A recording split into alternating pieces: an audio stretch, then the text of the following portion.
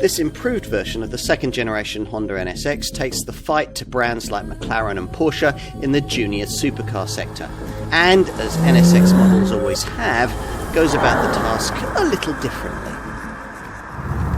This Japanese supercar claims to have been revitalised in terms of its driving dynamics. We'll get to that, but first, if you're new to the NSX, it'll be necessary to get your head around exactly what's on offer here.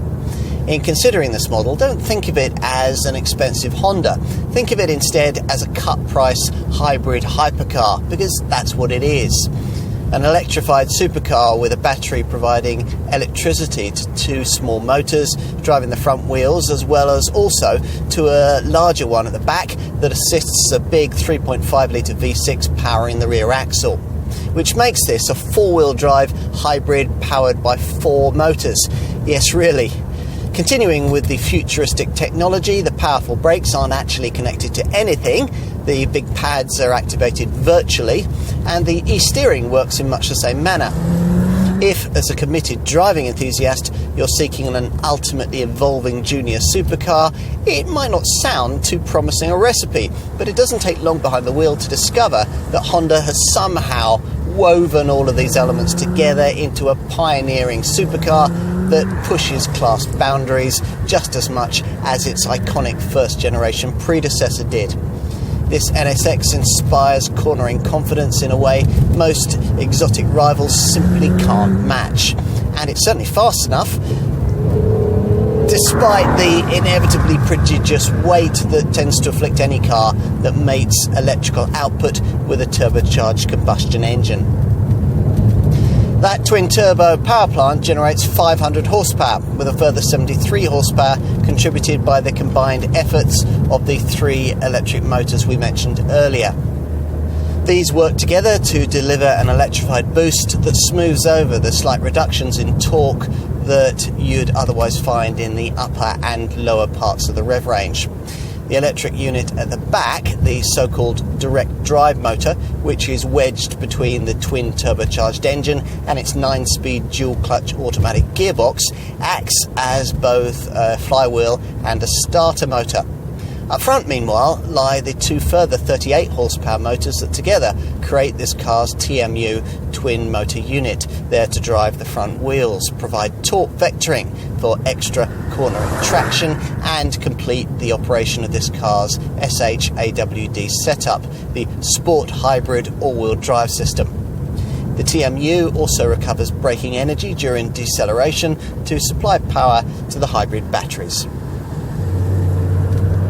This whole SHAWD setup was recalibrated as part of changes made to this improved model, as were the settings of the adaptive dampers, which feel brilliantly judged in the way that they feel purposefully compliant over bumps and racetrack curbs. Plus, as part of those improvements, larger front and rear anti-roll stabilising bars were added, increasing stiffness by 26% at the front and by 19% at the rear. The rear hubs and control arm toe-link bushings were also stiffened, and grippier Continental Sport Contact 6 high-performance tyres added to the standard spec. All of this further boosting responsiveness through the chassis, to the point that Honda claimed the enhanced version of this car to be 2 seconds quicker a lap around its famous Suzuka Grand Prix circuit. It certainly feels a slightly more involving thing, helped also by changes to the recalibrated steering. And of course, the NSX is still fast, very fast. 62 miles an hour can be dispatched in just 2.9 seconds en route to a 191 mile an hour maximum. Yet the electrification we've described adds frugality to an extent that a running cost improvement of around 10% is possible over this car's most obvious McLaren and Ferrari rivals. Expect 26.4 miles to the gallon on the combined cycle and 242 grams per kilometre of CO2, those being WLTP rated figures. It's an established mark of supercar styling that every exterior element should serve a distinct purpose. That's certainly the case here, as part of what designer Michelle Christensen calls the interwoven dynamic approach to this sleek silhouette. In profile, you better appreciate the way that the bonnet line, roof line, floating C-pillars and rear quarter appear as one distinctive and unified curve. It all combines with remarkably short front and rear overhangs to create a sleek yet muscular overall stance that properly conveys the required sense of purpose and power. Okay, time to take a seat inside.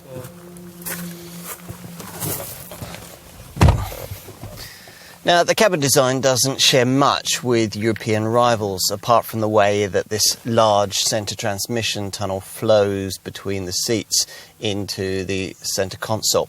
It certainly feels like a place designed to do business with the road, the focus appropriately centred on this magnesium-fashioned wheel, through which you view a driver-focused 8-inch TFT digital display, dominated by a central rev counter incorporating a digital speed readout.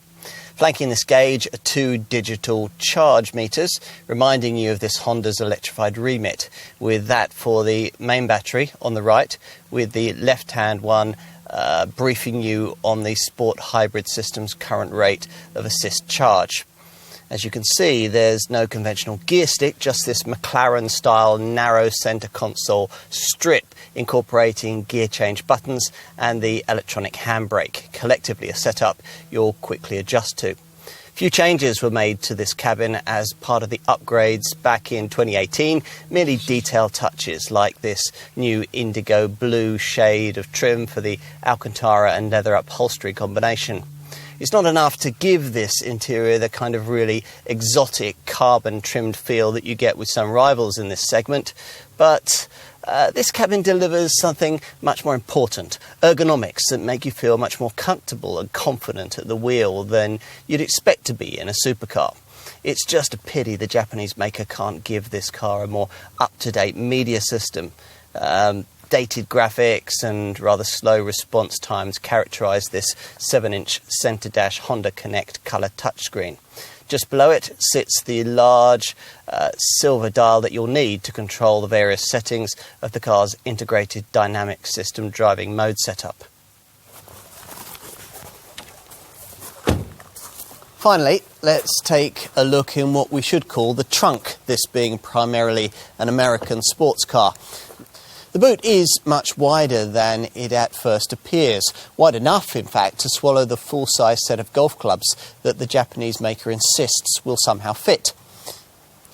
This segment is full of compelling supercars, but this NSX offers something a little different, just as its predecessor did. It's a machine that's greater than the sum of its parts, a pioneering contender in this class that's seen its creator once again pushing boundaries.